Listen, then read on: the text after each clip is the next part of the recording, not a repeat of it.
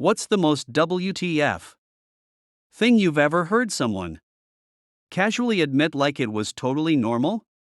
I have a violent criminal brother in prison and grew up around criminals. You would be surprised at how quickly we get used to this kind of statement. Once, I was having dinner with my family when he had briefly gotten out. My mom is reading a newspaper and goes, "Wait, isn't this X?" It was, and he was on the run for a truly bad murder, a friend of my brother's. I had met this man many times in my childhood and had played many games with him. To me, he was a very nice man.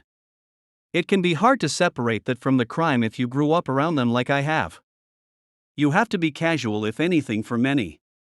Like me, otherwise the true realization and confusion/depression will kill you.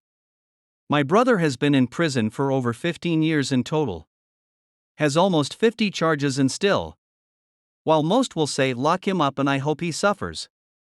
You have to remember that people close to these criminals see them as actual human beings and in many cases still have to deal with the conflict of what they have done while also loving them deeply and seeing how the criminal justice system continues to damage them every single time they go back, as there really is no reform or rehabilitation.